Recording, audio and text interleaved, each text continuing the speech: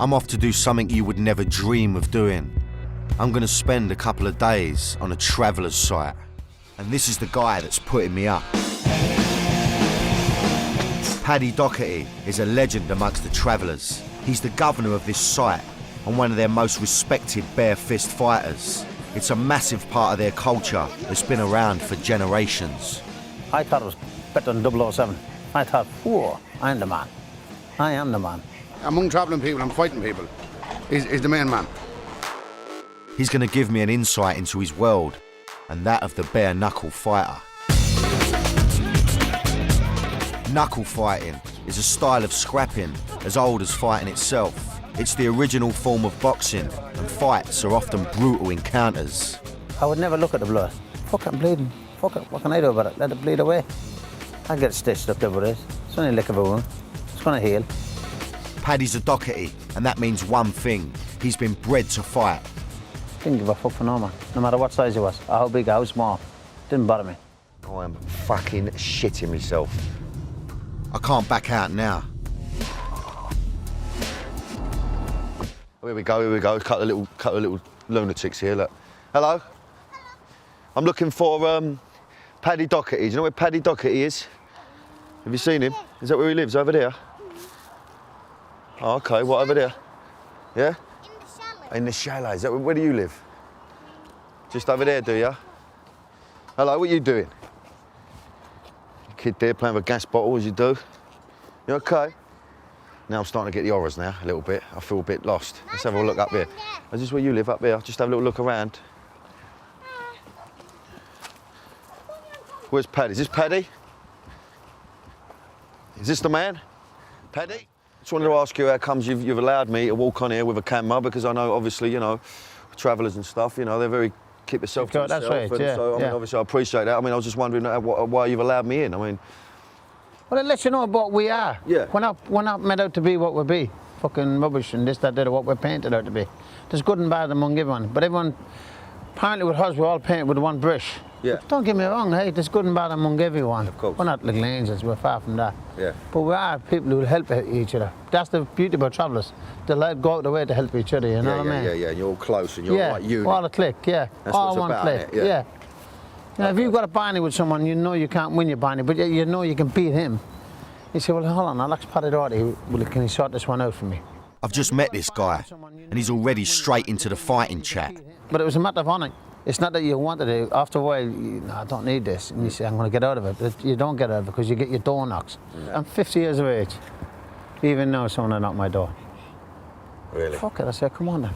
Waste time petting and coaxing. Fuck it, get it on. What can happen to you? Knocked out. End of story, innit? All my chin is all titanium. I've had my chin broken too, snap.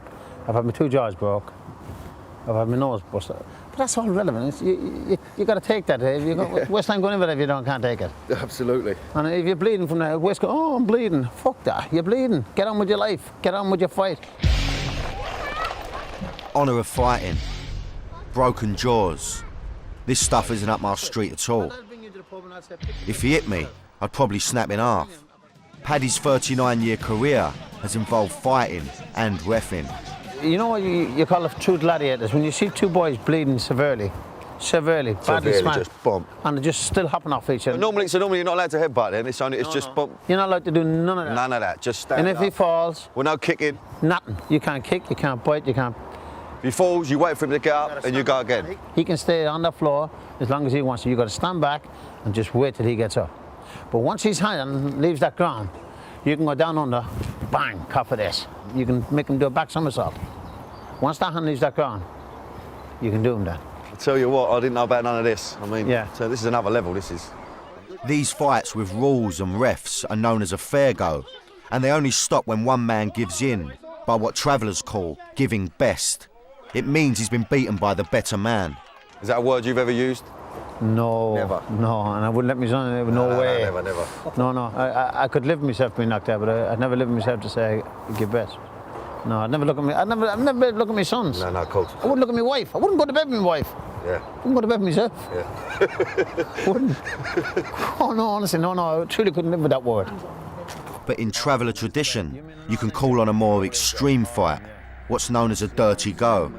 In this fight, there are no rules, and fighters do their best to disfigure their opponents, biting is the weapon of choice. I can eat you just like I'm eating a bar of chocolate, like I'm eating a Yorkie bar. Your nose, your eye, your lips, your ear, your neck. Yeah, I'll eat you like a Rottweiler. A lot of people bite you and spit you out. Years ago, I didn't believe it. I'd bite you and I'd swallow you. I used to swallow the flesh for fun. Fuck it, I'm swallowing you and I'd sew that back on. Because you can pick it up and go to the hospital and get it sewed up back on because the nerves are still in it. So you can sew it back on. Fuck it, I'll disfigure him because he won't come back to me. All that come around, is that from a major feud, that? Is that like when two men just hate? There's no shaking of hand after that fight then? You don't shake his hand, you just put your hand up, I'm the man. You know what I mean, like that. You don't shake his hand. What don't you shake his hand for? I've just murdered him, I've just hit him. I've just let him know he's nothing. Matter of fact, when you have a dirt to go, you send a message to his family. That's what I can do with all of you. You know what I mean? And that's a sad way, isn't it? But that's the way it's gone now. What? A lot of people... But it's quite a rare thing, is that? A rare thing? Rare, Very yeah. rare, yeah. Yeah, a lot of people don't like that. A lot of people like, nice fair go. I mean, this geezer, and listen, I've met some dangerous people, but this man oozes man. He's a man's man. You know, he's old school, he's prehistoric, he's got morals, he's got, you know, his respect there. But listen, this is going back, we're going back to the 1700s, yeah? While Roseanne delivers the mail, we cautiously wander around the site, and I'm introduced to another dockety, Paddy's horse. Who's your daddy, it's called? I think I'm going to be jumping on the back of it. As the men get things sorted, I get a grilling from the kids. Where do you live? In a big house? And me? You live in a big house? Not a big house, no, I live in a house, though.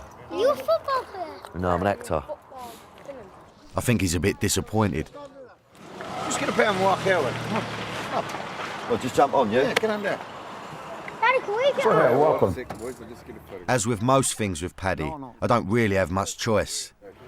Yeah, Will's going to go, innit? Yeah, nah, we'll only walk, only today and back. Should we do it? Whoa, whoa.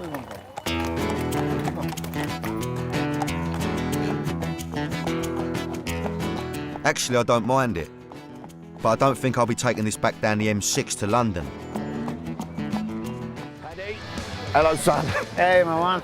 How are you, mate? Lovely to see you. Lovely to likewise, see you. How you doing, boys? Lovely, Danny. Good to meet you. Cousin of mine. Good to meet you. My nephew. Pleasure. How are you, brother? You all right? Of course, How do you like manic it? here, innit? Fucking good, innit? Ah, it's madness. Beautiful, innit? What do you think? Oh, some told horses you here as it well, was up, innit? innit? Yeah, no, it's mad. I didn't know what to expect, to be honest with you. I've never seen so many horses in my life. Nice seeing you, brother.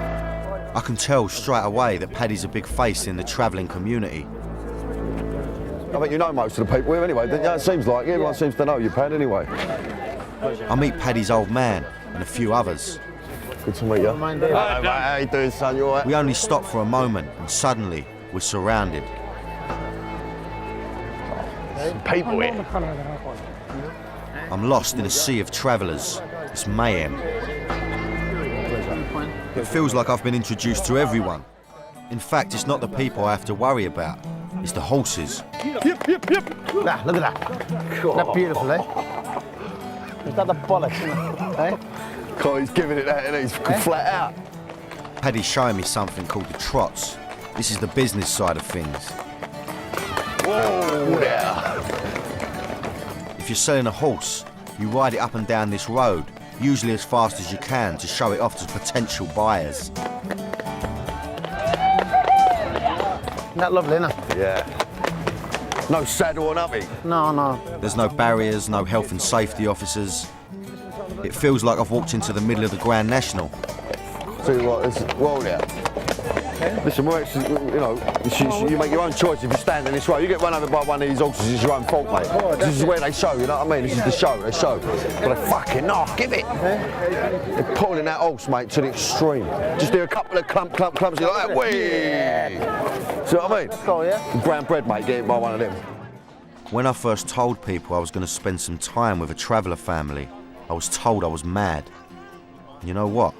I was really worried. I've learned a lot about the way travellers live. You know, it's not what you expect at all.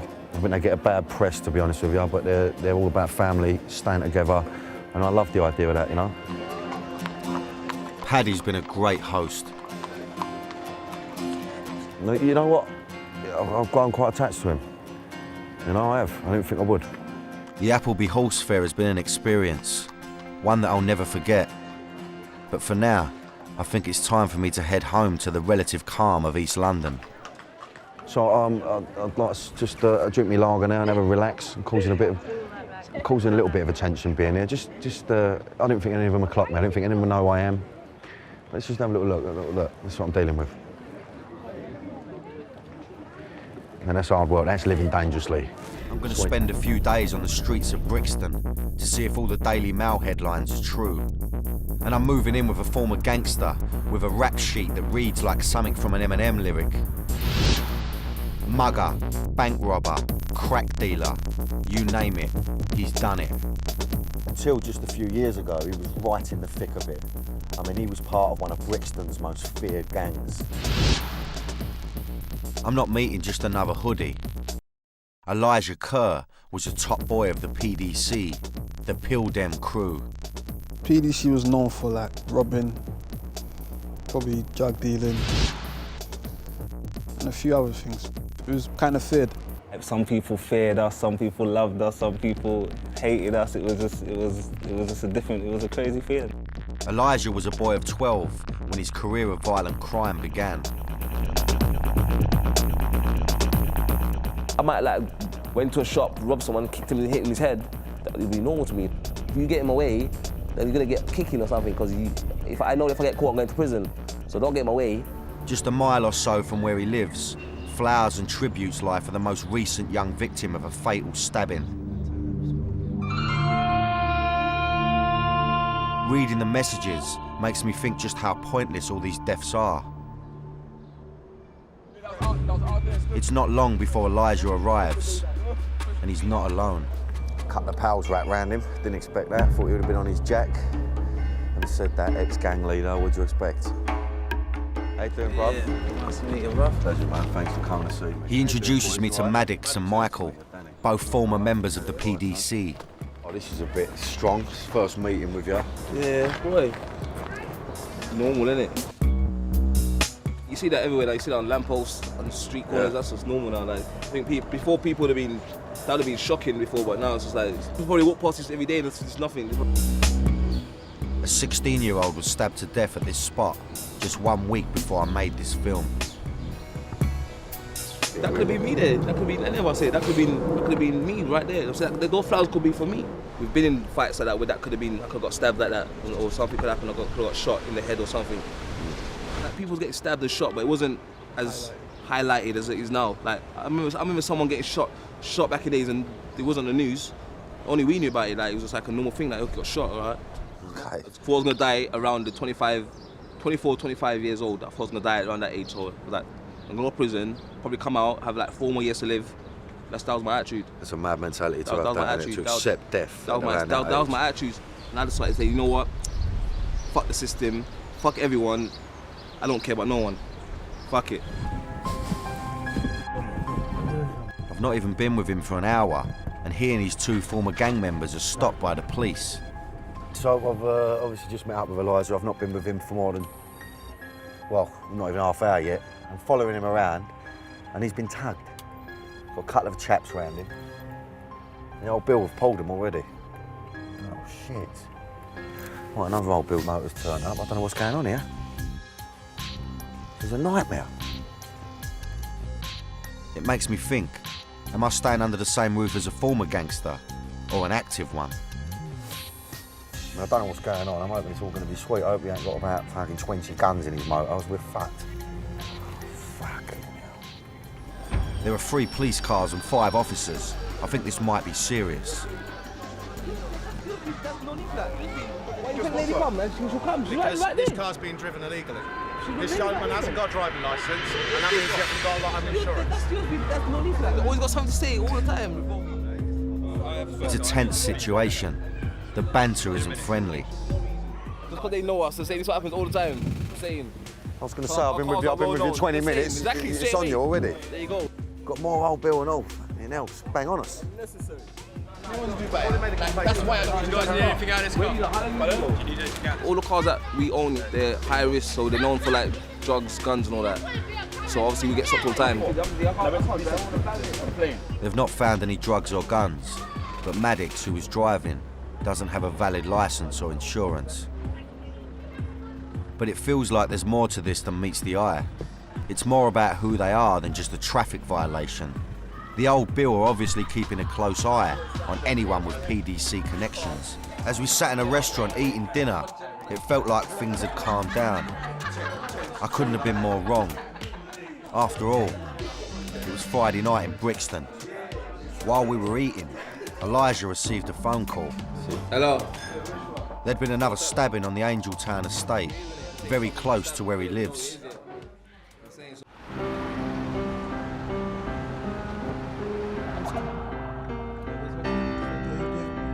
I decided to go to the scene of the crime with Elijah. The second left here, not this one, the second one.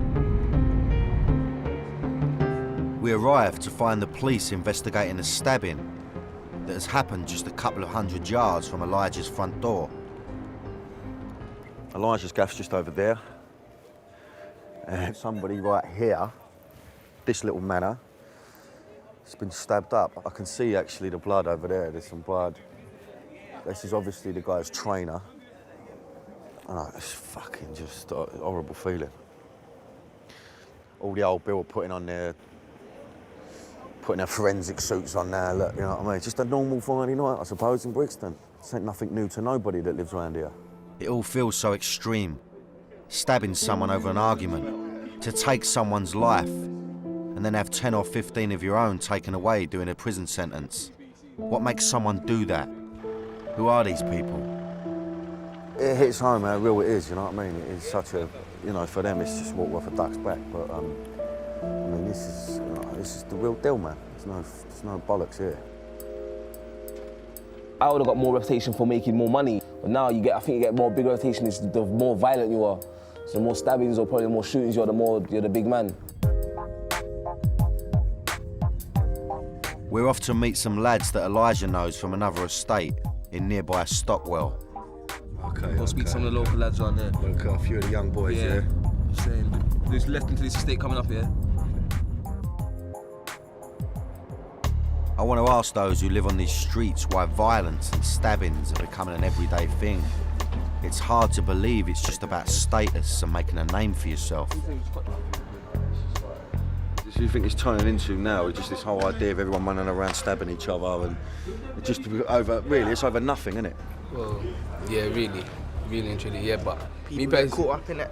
But it's mostly like the youngers, like the little ones, like I think they have something to prove, like they what, feel as young as what, like 14, 15, like they might think they have something to prove so they can roll with the older ones, but that's probably about it, like they probably just take it out of hand, innit, like thinking, well, they get respect from the older ones.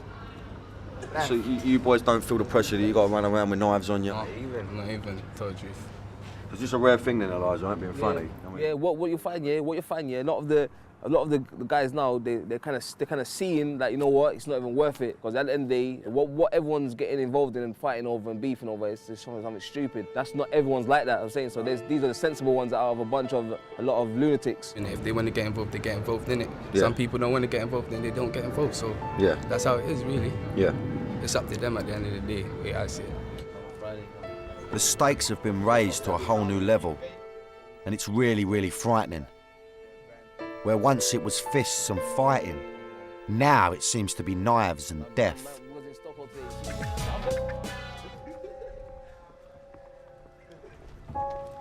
After breakfast, we head back to the scene of the stabbing. I want to see the aftermath of the incident. That's the blood over there. Yeah, got it. It's a fucking pool of blood, that, isn't it? This was an incident the police had described as minor. It's not a nosebleed, is it? Let's be honest. I mean, how can that be minor? If You try telling the geezer's mother that's minor. It's minor, yeah. You know what I mean? By a strange coincidence, Elijah was going to bring me here anyway. This is the same part of the estate where he reached the peak of his criminal activity. Crack dealing. Well, he wasn't going to be a plumber, was he? After his release from prison for robbery at 17, he tried to go legit as a music events organiser, but it didn't work out. But people say to me, "We've got bank account." Like, what bank account for what? Like, what do you mean bank account? I don't You didn't even have a bank account? No, like my money goes in my box. Like my money goes in my room. And I don't need bank account. But I didn't know about all this kind of stuff. So I said, you know what, this is it for me. I'm going back to do. I need to do something else. And I said, you know what, drug game.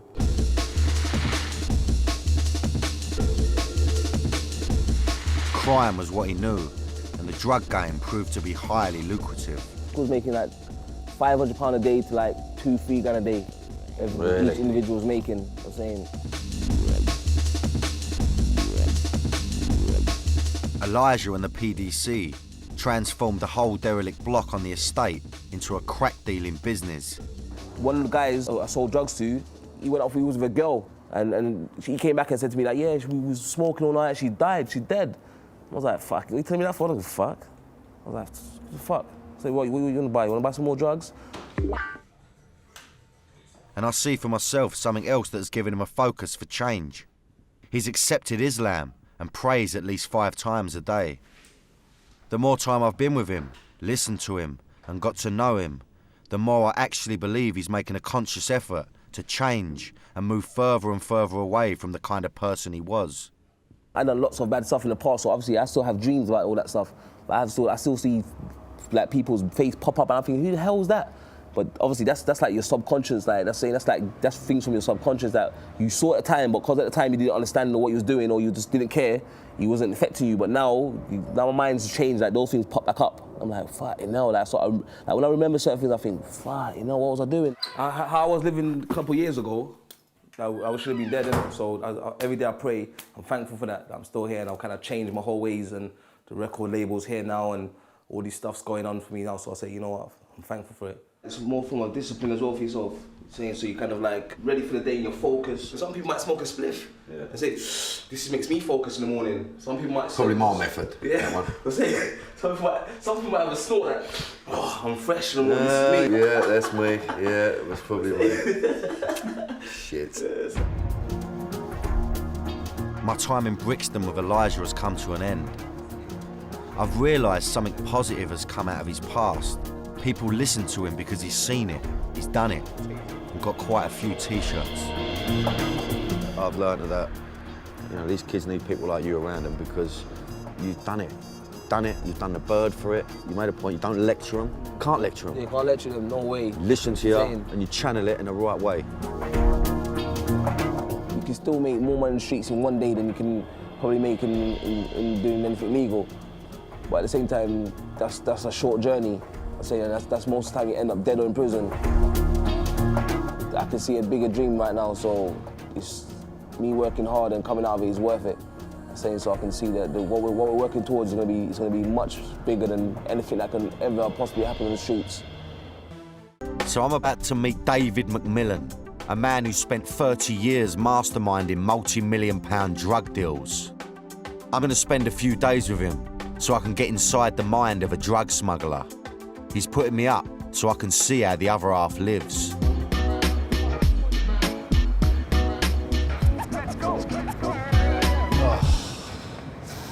Is your name Dave? It is, as a matter of fact. Pleasure to meet you, sunshine. I'm Danny. Hi, Danny. How are you? I'm very well, mate. You done me there. I was running around like a lunatic there trying to spot you out. But I would never, if I was customs, you would have fucking got away with it, son. Why a drug smuggler? Ah, that. Well, because it's a problem-solving thing, isn't it? So that's the fun of it. And the more difficult it is, kind of stupidly, I've never been able to resist it when somebody says, no, we've tried it from there, it can't be done. That excites you. It excites you, the idea of taking something on that's never been done before. You fuck up, that's it. It's over, really, isn't it? Well, it depends where you are. In most of Asia, I've been arrested in most Asian countries, I guess, and usually got out of it.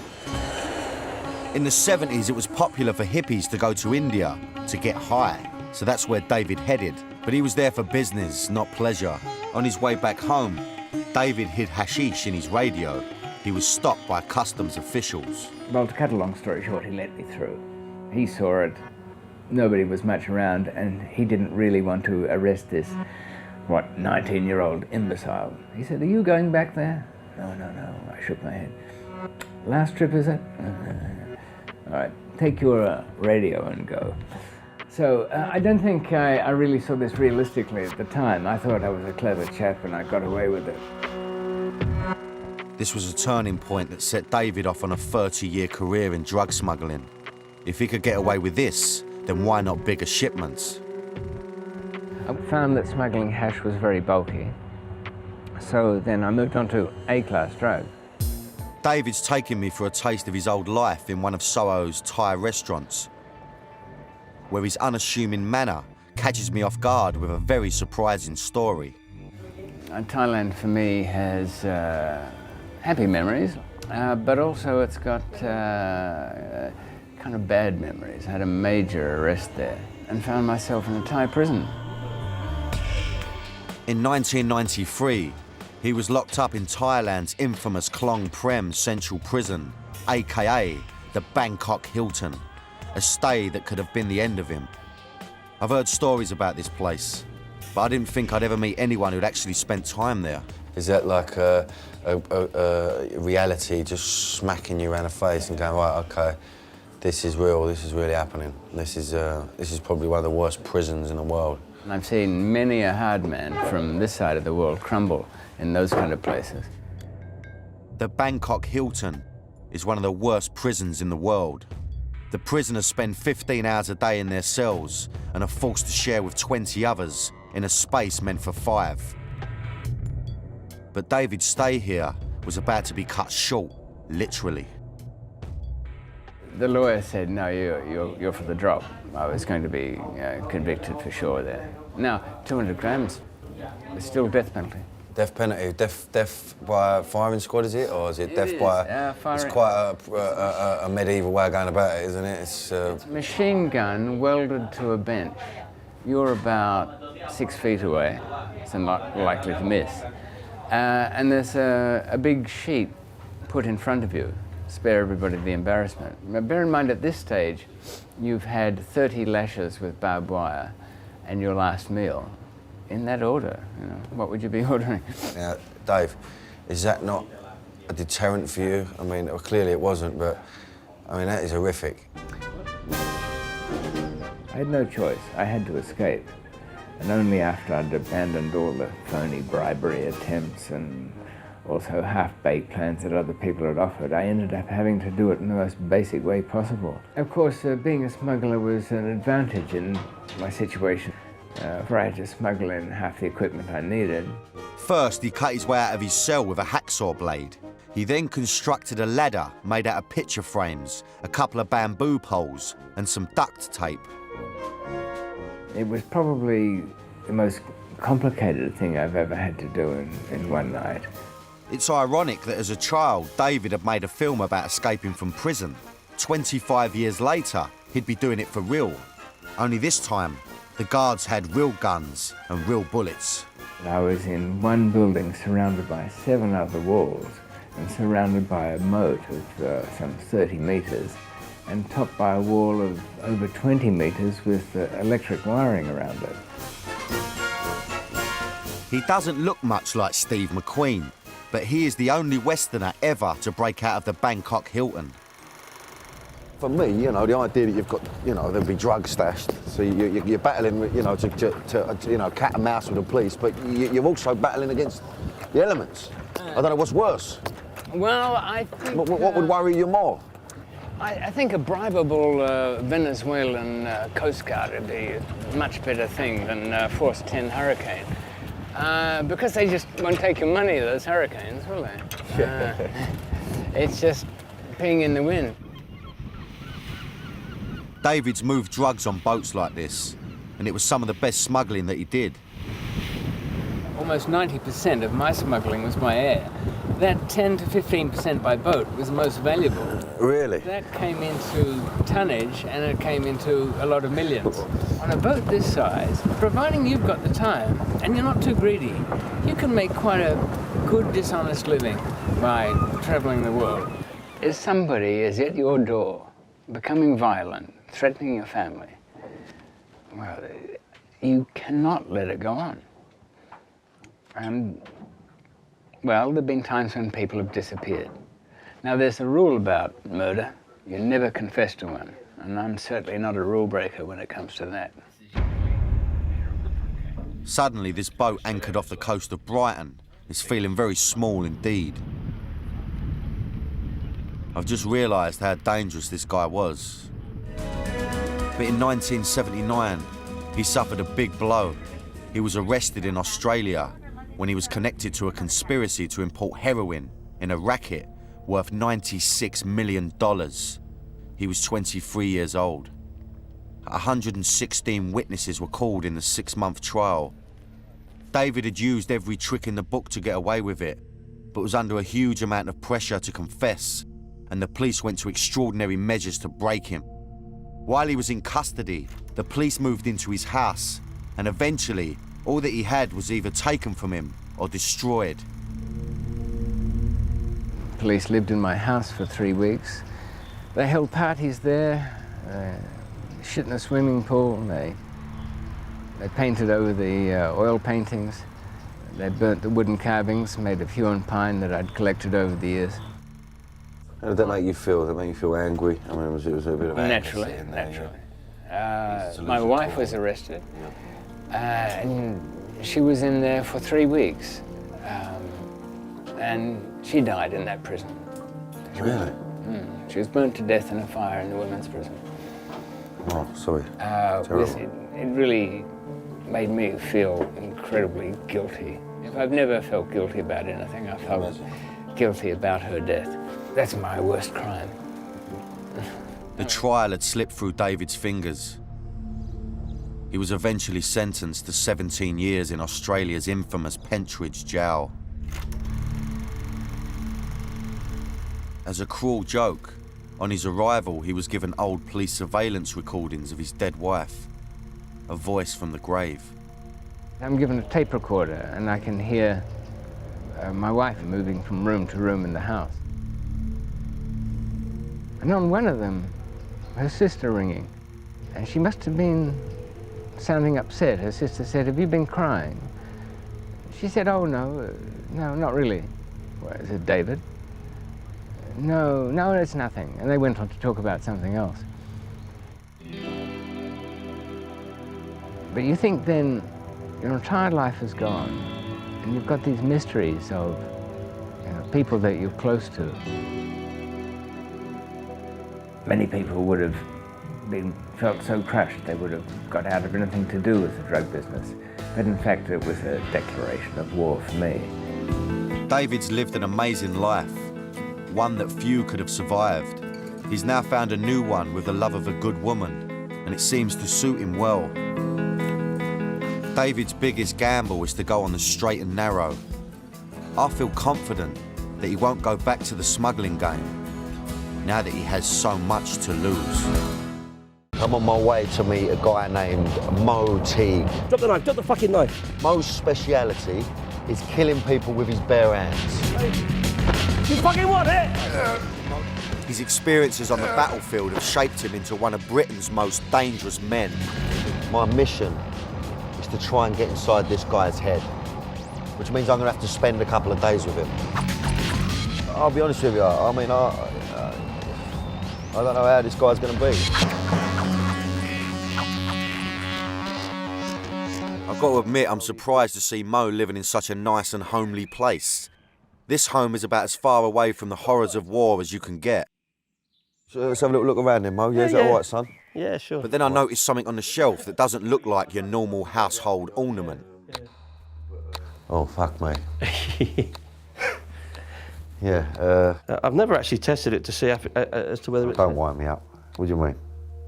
Well, I've never actually pulled the pin and found out. I mean, I know there's a fuse in there, so I've never actually...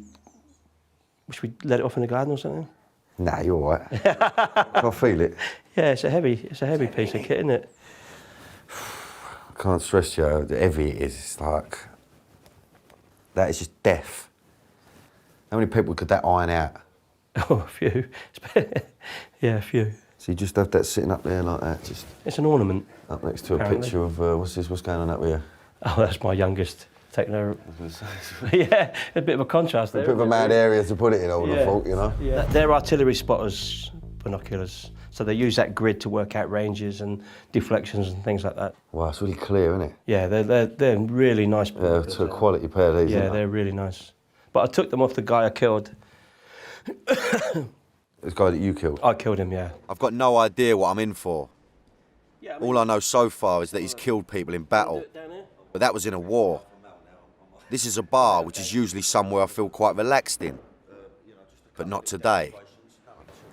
So, okay, so you... So imagine it's all kicked off, you're having a go at me. So I'll come into you like that. Oh, fuck me. All right, okay, yeah. So I said, all right, yeah. Caught me right in the heart then. Yeah.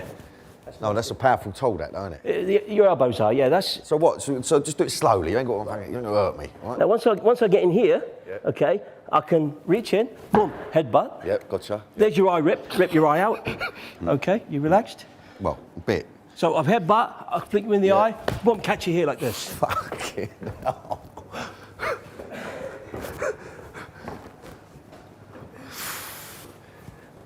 Right, I think some other could do this demonstration. Oh, that was a shock to the system, that was. No, that rattled me head. I must admit I didn't expect that. This guy's using real violence on me. This isn't like a film where punches get pulled. I'm half tempted to walk out, but I don't want to lose face. So I agreed to another demonstration, even though I don't feel 100% safe. Close your mouth, clench your teeth. No, what are you going to do? I'm just going to give you a tap, just from good. here. I'm not going to pull my hand back or anything like that. Just relax, no, relax. Just relax. You did knock me spark out, for fuck's sake, Mo. Slow down. Fucking hell. Right, well, that shook me. I didn't expect that at all.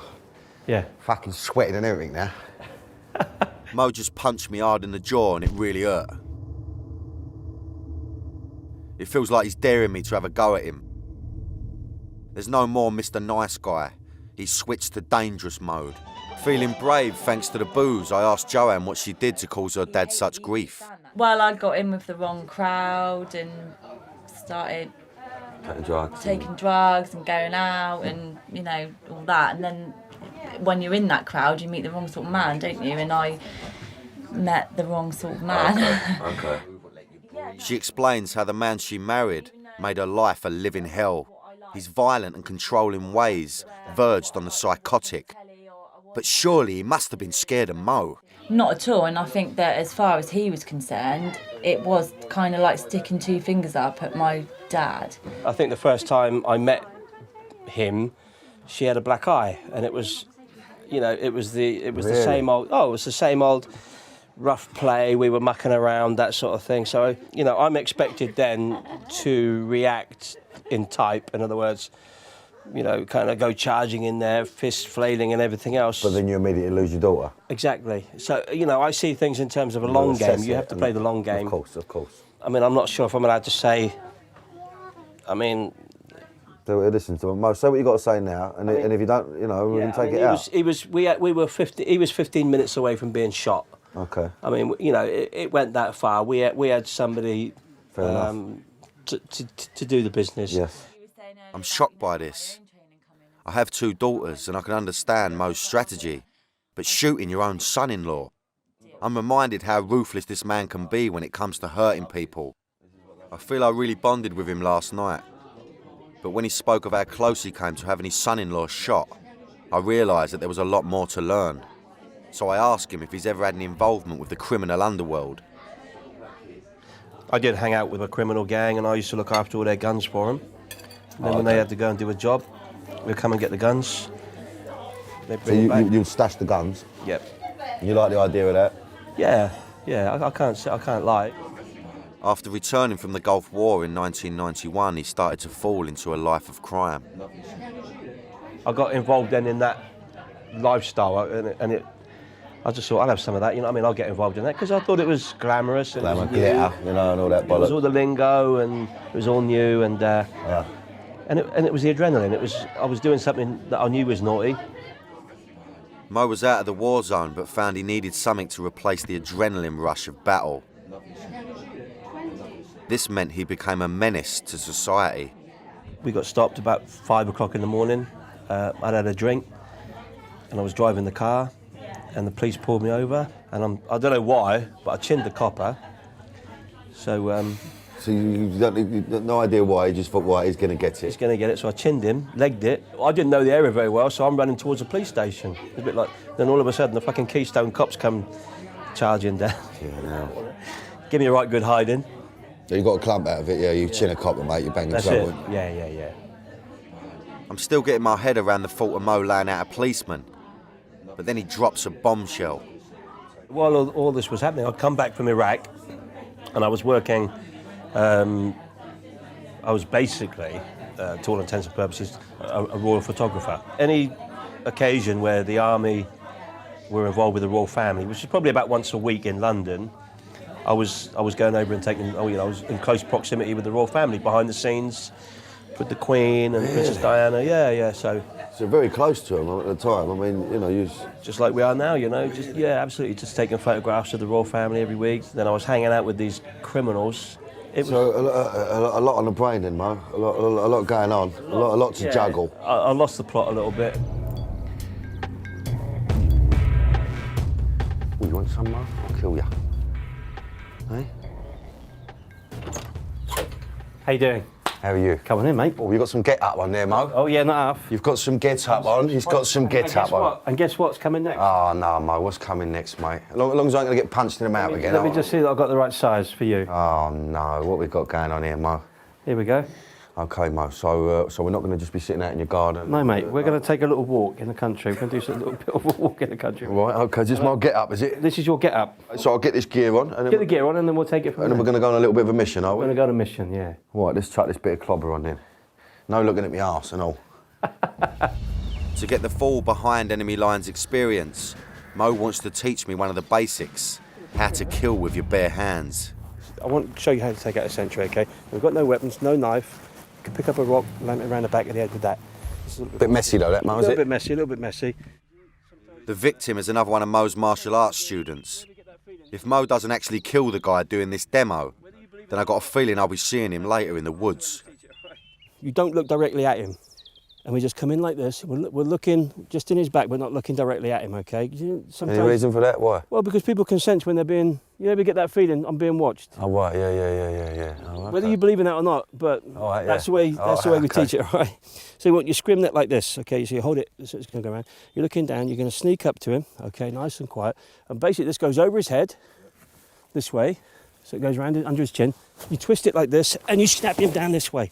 Once he's down like this, you put your knee on him like this, and you chop him like this. Right on that neck. Yeah. Okay, and he's a goner.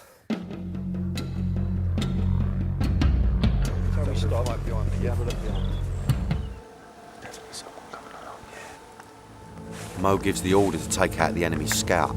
I was half expecting this, but now I've got to actually do it.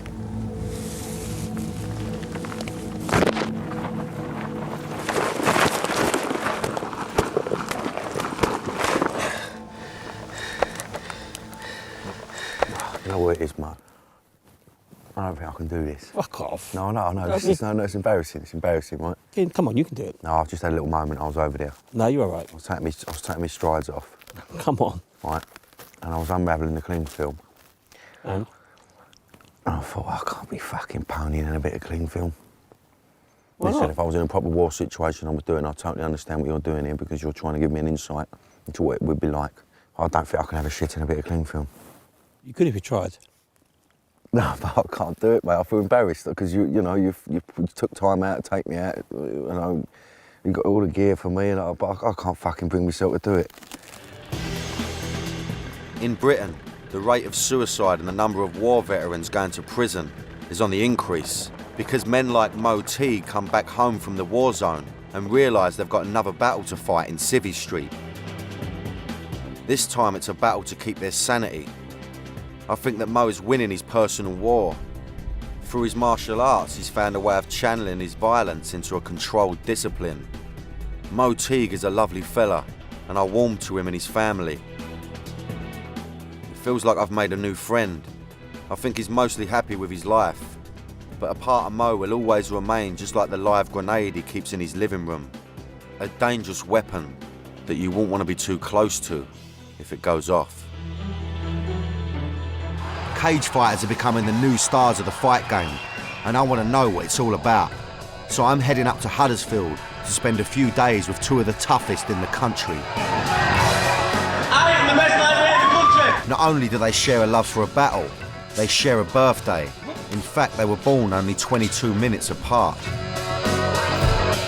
They're twins, Dave and Ian Butlin. I want to go to Huddersfield! As they started telling me more about themselves, I discovered that being minor celebrities and local faces in Huddersfield means everyone wants to have a pop at them. Fighting civilians, we call them civilians, people that aren't trained to fight, what you'd call the hardest guy in the pub. Basically like shooting fish in a barrel, that's not even sport. I feel that because Dave can't fight, he's got Ian doing his fighting for him. Dig deep, everything you've got! But Ian isn't the only one who fights for Dave. I've come to Quantum Gym where he coaches up-and-coming fighters. Dave is a highly respected coach and was selected to take charge of the England mixed martial arts team, which consists of 5 fighters in different weight classes. Ian is the lightweight. Before he began cage fighting professionally, Ian was a boxer with an impressive record, winning many local and international titles. But they both fell in love with cage fighting when they saw the Ultimate Fighting Championship, or the UFC, a no-holds-barred form of fighting with very few rules. It emerged from the States in the 90s and suited the Butlin twins to a T. So we watched the Ultimate Fighting Championship and it's like everything together. I thought, well, this is fucking perfect. So we then used to get people around to our garage on a Friday night. All the kids in the area just used to fight each other. Used to whack each other and until one person gave up. Until one person quit. To get some idea of what it's like, I'm going to give it a bash, starting off with this tyre. Keep working, keep working! Go on to the bungee.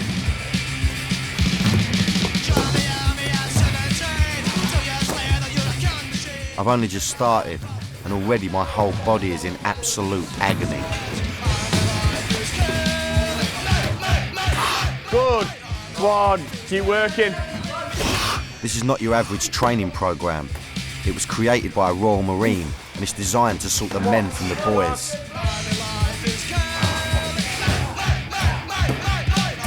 Come on, keep working.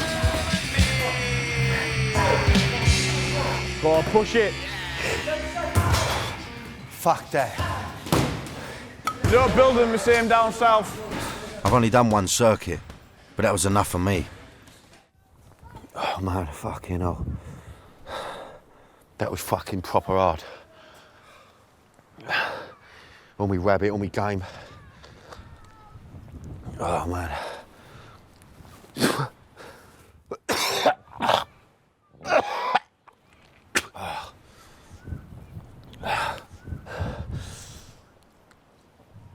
It's embarrassing, man. And that wasn't even like fucking 1% of what they put in there, and that's just fucked me. I'll give up smoking and boozing, is what I've got to do. Not nice when you've got a bit of rabbit coming out your fucking nose, I'll tell you that now. Ian is the less disciplined twin, and it wasn't long before his love of fighting got out of control. When he was 16 years old, he was convicted of being involved in a fight with a fellow pupil who was stabbed with a knife. Ian was sent to a young offenders institution for 3 months, and Dave was asked to leave the school in case he intimidated a witness. I was absent with the headmaster's permission so as not to intimidate witnesses. Obviously it must have been bad for you, but just having him not around, not being able to, look out for him. Kind of strange. Helpless. I can tell that this had a big effect on the boys. I can only imagine what it must have been like to be separated for the first time in 16 years. We are very close, so it's hard to be put away from my brother for so long. I wouldn't want it to happen again. I wouldn't want it to be took away where we were in that situation again. So what we're going to do today? Right, we're going to have a nice day just laying in a hammock. Yeah, that kind of stuff. We're just going to go up to these. There's a few stairs that I run up and down. There's a few stairs you run up and down. Right, okay, let's fucking do it. Let's go. Let's do it. Come in, boy. A couple of stairs. That doesn't sound too bad. But we are talking about something that Rocky might want to swerve. The 220 steps, which Ian goes up and down 12 times, are all about training him mentally. Got to hit every single step. I think there's about 220. So we've got to hit every step from right at the bottom all the way up. So I love the idea of this prehistoric fucking train. It's nice. This is old school, isn't it? Yeah, this is like rocky shit. Don't cost fuck all. Nah. But yet you're doing, you know, as much. And it's nice for me to get out of the gym and do something. Right, let's walk down then first. Do you jog down or do you walk? Nah, we walked down the first time. Thank fuck for that. Walking down these steps is hard enough. I'm not looking forward to running back up them. This is the start. This is the start. Oh. Fucking hell. You cool? Right, go on, kid. We can do this. We can do this. Let's go. Go on, crack on. I'm up your arse.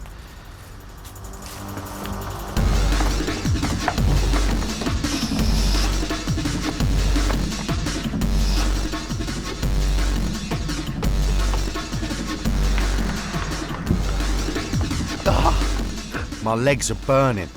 They feel like they're on fire. Fuck.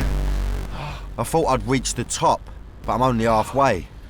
Fucking hell.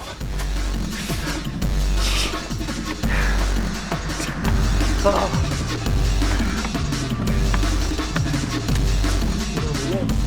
can't fucking do it. I can't get up there. I can't do it.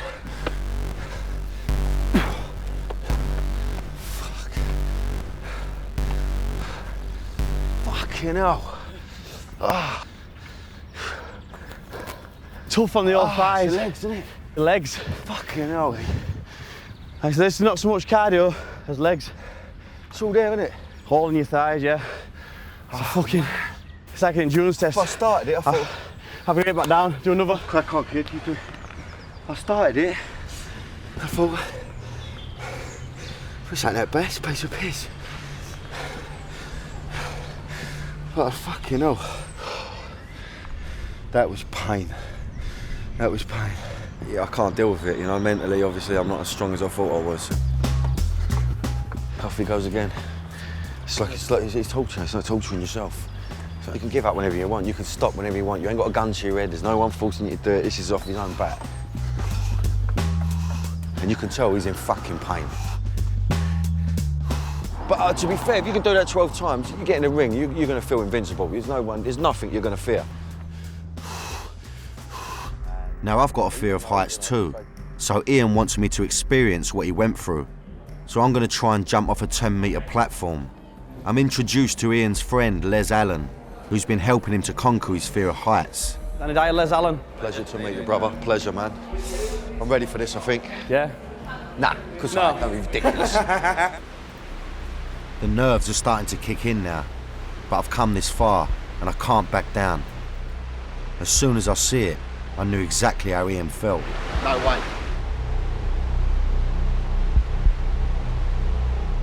The boys are going to ease me into it by starting me off on the 5-metre board.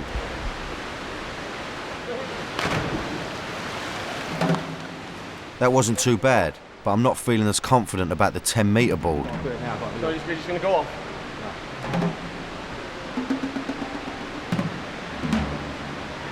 No, I'm not, I mean, my way is flipping forward or anything like that. Nah, you'll be all right. Just stay looking forward like that. You're going to be totally fine. I'm going. You go, kid. Yeah.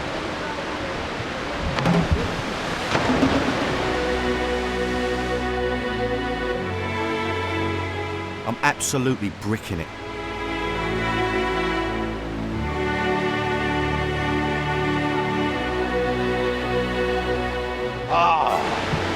I'll do it, I will do it, I will do it.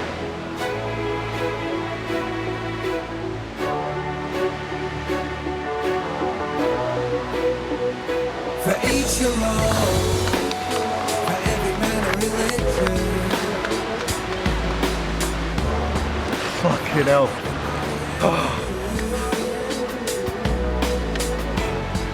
Oh, done it, fucking done it, yes. Good work, that's fucking good. Oh, first goal, straight off 10, there, conquer the fear. Conquer the fear there, man. Yeah, that's something else we've achieved. I can see why Ian wanted to overcome his fears. Now that I've conquered my own, I feel invincible. Listen, you know what, this is all it is. It's your brain just going, with everything like this, it's just mental. It's mental, like I said, running up them stairs, getting in that cage, everything, it's all in your head. It's just having that mental strength. We did it. It is a nice feeling to feel I've done it. I mean, there was a moment when I just thought I can't do it. I can't actually physically bring myself to do it. Anyway, on a lighter note, I thought I'd bring my little pink number out today. You know what I mean? See, it's all a myth, all this Danny Dyer hard man bollocks. And I'm a very feminine fucking fella. Perfectly matched in size, Ian couldn't ask for a better sparring partner. Regards sparring, it's ideal with us being pretty much equal size. Fucking hell. How hard will Dave push his brother?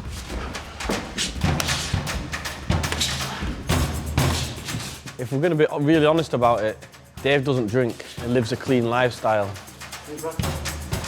Whereas I party between my fights.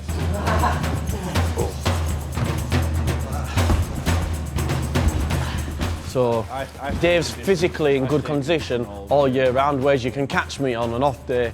Ian says he's the best lightweight in the country, but I'm not sure if he's even the best lightweight in his family. I think Dave's a stronger, better fighter, yeah.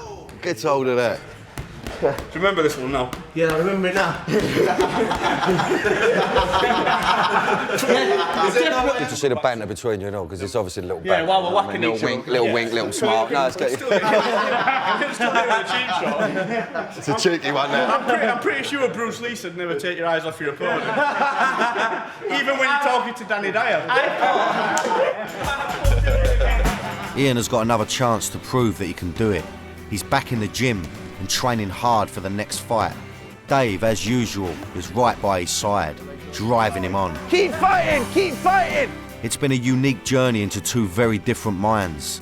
The childhood battles have been left behind, and now one twin fights for the other around the world. But the psychological struggle between them will rage on forever. I'm on my way there to spend a couple of days with a man on the front line on the war on binge. Not a copper, a bouncer. His name is Steve Sinclair, aka the Blackpool Rock. Now, I've never been before, but I know how rough it can get on a night out.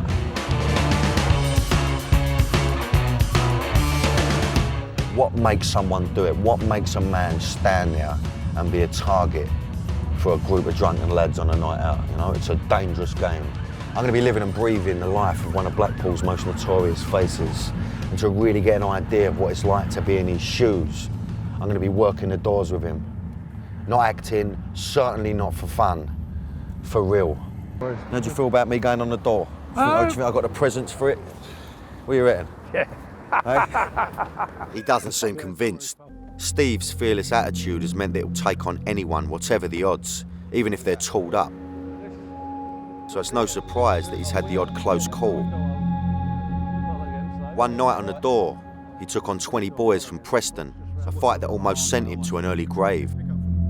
I've got here and I've just started feeling all weak and dizzy. And I've looked down and my leg was red. So when I pulled my jacket back, it's come from there. And that's... Let's have a look. You see the puncture wound? So it was just, I mean, you can't really remember, but it was just obviously a little slippery bump. Never felt it, never even felt it. Got to the hospital, there's a queue. So I'm stood in the queue like that.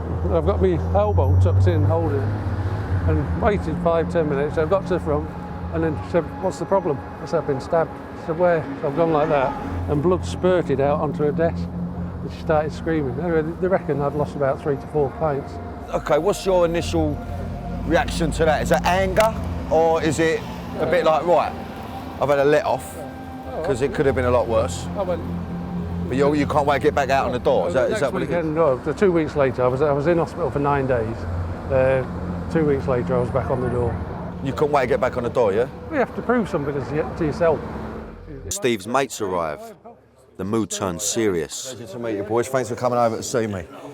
Paul, the man on my right, told me how he got into a load of trouble when a punter pulled a knife on him. Put his hand in his pocket, took his glasses off, said he wouldn't give a fucking throat. So I hit him and he died. Really? It was a one punch, that was it? One punch. Totally. Oh, okay. I regret it, I think about it every day. No, of course, I can imagine. But just it seems that one punch just absolutely ironed him out, yeah. It's one of them things that happen to all of us. We've all had it. We've all had people on life support machines.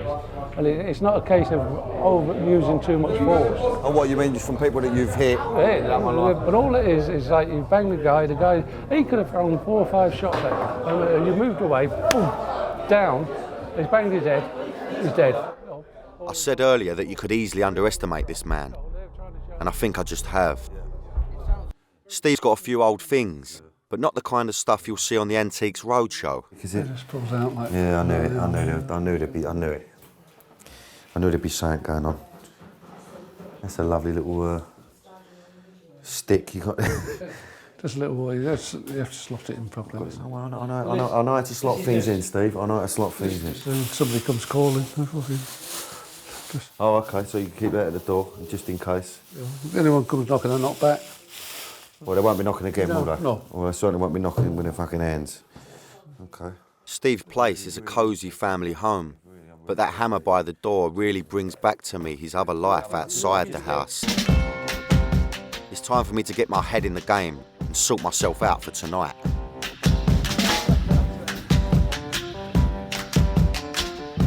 I like the whistle. Now I've got the suit, I'm heading back to Steve's to get into makeup and finish off my doorman look.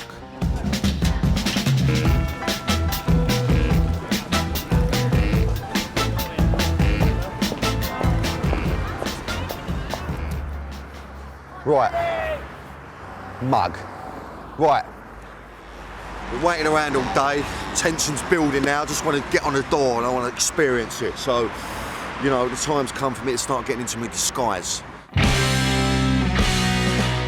I've been told it's going to take a couple of hours. I just hope this works. If I'm spotted tonight, I won't be able to work the door and see Steve in action.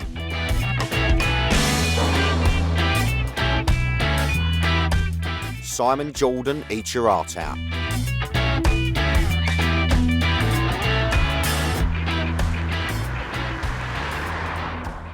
You would never think it's me, but I'm meant to be a doorman. Look at me. I look like I should be sitting in a fucking library. Well, actually, I look quite clever, I like that. I look like one brainy fucker. I look like someone who's... I look like a right number bod. Now to see what Steve thinks of the transformation. I know I look about as intimidating as that cushion, all right? But I'm not meant to really be intimidating. Just first impressions. What do you reckon? And that's what I'm worried about. Tonight, anything could happen. But before I hit the door, I want to see if this disguise is going to work. I've just got to the first place. This is the sort of the test. See if anyone recognises me before we go into the club. So I'm hoping this is going to work without the glasses. I'm just going to keep my fucking mouth shut, keep my head down and walk in the gaff. After my pool game and meeting all the fans yesterday in the pub, I just hope I haven't blown it. I'm meant to be undercover, but in this luminous gear, I'm not feeling very inconspicuous. Shit, I've been recognised, bollocks. Time for a rethink. With a hidden camera on me, I step out into the street to give it another go. I really want to experience working on the door, but if this doesn't work, I don't think I really understand what's made Steve so fearless. Result. That was good, I got away with it. Staying good in here. It all seems to be working really well. I'm made up until my producer overhears something. You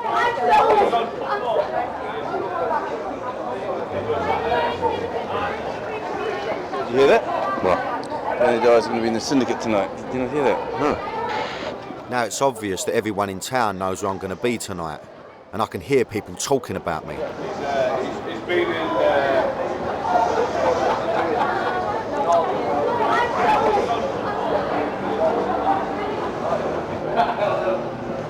Very interesting. People slagging me off. Very strange. I felt angry. I'm glad to be back in the car with Steve. I walked down that alley. Nobody recognised me. I was getting a few funny looks because I looked like a twat, but it was interesting because I heard a couple of geezers slagging me off outside a pub. fucked. Danny Dyer, fuck Danny Dyer, this, that, and the other. Weird feelings, I'm 2 foot away. So now we're going to move on now and we're going to go to the club now. Now, I also walked past a few birds who were going, I think Danny Dyer's down the Syndicate tonight, which freaked me out because I thought, okay, word's got out. But they're not going to be expecting me to be like this, I'm hoping, you know what I mean? As I head through the cordon, the other doormen don't bat an eyelid. How are you, lads? All right, so you're good man, yeah? I'm relieved. It means I can just concentrate on the job. Once we're on the door, I take a back seat so I can observe Steve. He's looking for troublemakers, drunks, and the underage chancers. As the place starts to get busy, my nerves begin to kick in. Steve's in his element. He's very relaxed. I guess for him, this is very quiet. It's interesting though, Steve. I mean, do you prefer it quiet like this? I mean, it's easier for it's an easier night, but I think you want to. Yeah, it's boring. Boring though, yeah. I can imagine. Obviously, when you've got nice people coming in, it's great evening. When you've got dickheads after dickheads, it can get to you a bit. Sometimes you get nights where you have an hour, just dickheads coming through the door. It's just like, oh, it's one of them nights, is it? There's a picture here. You've been caught out, mate. You've been caught out. They surround me. Thankfully, they're armed with cameras and not bottles. You don't get a picture if you don't. You go. I mean, that was nothing. It wasn't even a scuffle. What if those lads had fancied a tear-up? You're a target out here, and the violence can come from anywhere. The worst time, the closing time, when they're all kicking out on the streets. And they're all fucked. They'll get a bit brave, and someone's been looking at someone's bird, and someone, But then I suppose it's not your job then, is it? You just got to stand there, and I'm over the arse, obviously being a gentleman. If it does come on top, you've done it before, you'll get involved. But actually, you've got to let them do it, haven't you? You can't fight every battle in Blackpool, mate. At the end of the night, you don't want to be getting locked up or, it's over as far as you're concerned. Of course. Standing here at the front of the club, I feel exposed. If someone's looking to cause trouble, they know where to find you. A problem Steve knows all too well. The modern doorman is still a target. I mean, a group of kids will get together, let's go to so-and-so and do the doorman. Because it's a good night out. I've had a small glimpse of Steve's life. It's an interesting but dangerous one. I came here with a preconceived view on bouncers. I thought they were just thugs who stopped you enjoying yourself. What I've learned is if you've had a good night out, it's because the doormen have done a good job. I never got a chance to see how Steve deals with trouble, which I wish I could have seen. He's a gentleman, but he leaves me in no doubt that he can turn it on when he wants to. Your family comes first, always have. But I still like to enjoy myself, have a nice time. I'd like to go on holidays, I like to drive a nice car, so, but as it is at the moment, I'm doing it all legally. But, still got the balaclava. I'm going to be living with Bernard O'Mahony, a man whose life has revolved around crime and violence. I was done for robbery, lots and lots of grievous bodily harms. His CV reads like a character from a carnage-ridden road movie. Soldier in Northern Ireland, football hooligan in London, gun-toting doorman in Johannesburg. Another decade of fucking madness, really, with gangs, stabbings, shootings. But overshadowing all of this is his association and acrimonious split from the infamous gangsters known as the Essex Boys. That's when my phone started ringing, we're gonna fucking shoot you, we're gonna fucking do you. The Essex grapevine still buzzes with rumour and hearsay about them. And as I approach this journey, thoughts cloud my mind. I've been hearing things. People have told me that Bernard isn't all that he claims to be. And the weird thing for me is, for the first time, I've been getting phone calls about this guy. I'm being told things, he's a grass, he's a fake, he's living on the back of this, this idea of the Essex Boys and, bad reviews really. So, it's not healthy for me really to be going to meet this guy with this stuff going on in my mind. So I've got to take him at face value. I've got to give the guy a shot, but I'm getting sort of negative thoughts before I've even met him, and that's a weird, strange feeling, I don't like going to work this way.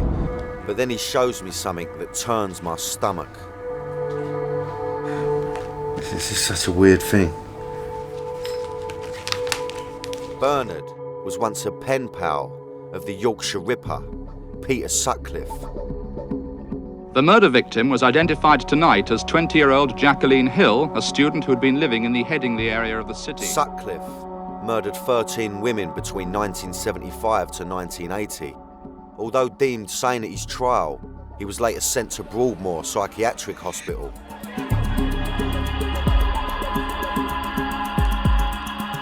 It's one of the most surreal moments I've ever experienced. Here I am leafing through letter after letter written by one of Britain's most notorious serial killers. I mean, just look, I mean, it's Peter Sutcliffe's handwriting. Strange to just think that that's a man that has killed many people, you know, for many years. I have vastly changed from my attitudes of 10 or 11 years ago. I was tragically misguided in those days about certain matters. I know that only too well. Oh, it's terrible. I feel ill reading it. Lots of love and fondest thoughts always, Peter. Bernard thought his letters would result in selling a story to the papers, but nothing came of it. He realised, however, that by this method, he could get detailed information from prisoners. He began writing to Richard Blenky, who was awaiting trial for the murder of a 7-year-old child, and who Bernard believed was guilty. Over a period of time, he wrote and told me in detail what had happened to this boy. And a week before the trial, I wrote to him. I said, look, I fucking know you lied. You did it, didn't you? And he wrote back, he went, yeah, I've done it. And I got in touch with the police, give him the letter. And they confronted him with the letter on the morning of the trial.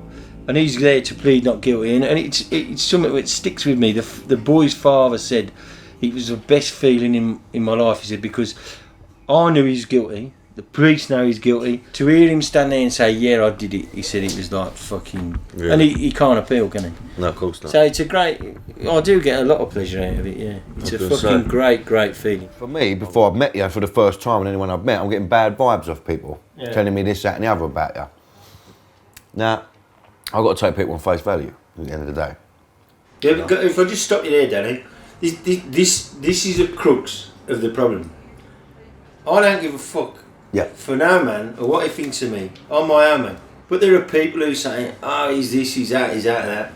But I'm doing that book Faces, and I've got every top villain in the country's agreed to do it. So the people who tend to sit and talk shit about me are really the people who don't fucking matter, do you know what I mean? Exactly. That's the way I look at it, you know what I mean? When it comes to caring and sleepless nights, there is no one. There is no one. Life's too fucking short, Bernard. Don't worry about that. Life is too short, mate. Bernard's involvement in crime has resulted in him being threatened on several occasions. One example is this incident caught on CCTV. It shows Bernard being attacked with a pepper spray outside a nightclub. His response proves that he's not someone to be trifled with. Do you ever worry about him, Bernard? Do you ever worry just because of people who the books he's wrote and the people he's upset? You know, which Bernard, you know, he takes it with a pinch of salt. But yourself, I mean, that's your man, isn't it? So that phone call, I was a bit concerned of. But then again, and I'll think, well, he knows how to handle them sort of people. So in a sense, not really, because I know he can talk to them in the way they would expect him to. So and you would know if he was worried. You would get a feeling in any way, wouldn't you? Do you know what I mean? On something, and then I would say like, oh. But no one's ever going to hurt you. Going to ring you up and warn you. No. Nah. When just they all ring you talk, up, I and just it's go, silly talk. But another fool who's had too much coke. and I think as well, if it was going to happen, and they're going to say it was going to happen, it would have already happened in any way, wouldn't it? Speaking to Bernard about this, I realise we have something in common. He's been called this, that and the other and judged by people who don't know him. It's something that I get from doing these shows. Well, it's this thing that I have to deal with is this tough guy image, right? A hard man, you know, and this is what the press label you as, right? You know, it's always in my mind that someone's going to have a pop at me, you know, thinking that, look, I'm not a mug or nothing like that. I'm from Canning Town, but I've always swerved that life, you know? And so I always read things about me, and it's Danny Dyer in brackets, tough guy actor, which is complete bollocks. And it frustrates me. You know, I'm a sensitive soul. And I suppose making these shows don't help me at all, but The reason I do make these shows is to show a different side to me. Yeah. And I'm not giving it the big one. I mean, you know, when I met people like Paddy, you know, I felt like a little girl around him. You know, and I wasn't afraid to say that, you know. It's important that I try and get that across, you know. So it doesn't matter what Mr. X thinks of me or this gang think of me. I don't go to bed worrying about him, do you know what I mean? I mean, was you involved with the drug side of it? Was you know, just on the door? I mean, how deep was you? In 1986, I was released from prison and new beginning, new start. Jumped on a train and headed to Essex. Once again, Bernard's wanderlust brought him back into contact with violence when he became a bouncer at Raquel's nightclub in Basildon. At the time, it was like stilettos and fucking drunks, basically, you know what I mean? They're either trying to fuck each other or fight each other. Yeah. But everything was about to change. Something arrived that revolutionised clubbing. And it wasn't headscarves. What it done is it changed clubbers. It changed, you know, what they was doing when they was in a club. And the monsters turned into mice overnight, do you know what I mean? They did, didn't they? Hugging each other and loving each other. And the mice needed feeding. Now Bernard didn't have to worry about tear-ups and chucking people out. It was all about making money from ecstasy. He joined forces with Tony Tucker and they controlled the drug trade inside Raquel's. I said, you know, you can have your bit on the side of the gear and I'll run the door and we'll all be happy, do you know what I mean? Because it was a big club, it attracted like promoters, rave promoters, because they thought, oh, it's a peaceful club, Tucker runs it, everything will be sweet, all the drugs in it. It worked really well. Things came to a head when 18-year-old Leah Betts became an unwitting anti-drugs poster girl. After taking an ecstasy tablet, she fell into a coma. Police warned that they suspected the ecstasy tablet was contaminated with another substance. The police believed that the type of pill she had taken was being sold in Raquel's. They approached Bernard about getting hold of one for analysis. I've got this dilemma. Is it a dilemma? Not really. There's a young girl dying. Do I help her or do I adhere to this bollocks mythical underworld code where you don't talk to the police, you don't grass, you don't do this, you don't... I knew they wouldn't be happy about it, but I said, I'll try and get you one. I said to the police, I'll try and get you one of these pills. Helps the girl, great, you know what I mean? Bernard couldn't get his hands on one of the pills, but as far as the Essex boys were concerned, he'd spoken to the police, and so he was a grass. But when Tucker and Tate and the others heard that, I'd so openly agreed to assist the police, that's when my phone started ringing, you know. We're going to fucking shoot you, we're going to fucking do you.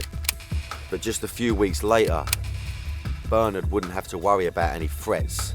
Someone went after him, and they didn't miss. I've got to ask you, Bernard, I mean, for me, you seem to know so much about it. I mean, it's almost as if you're standing there watching it happen.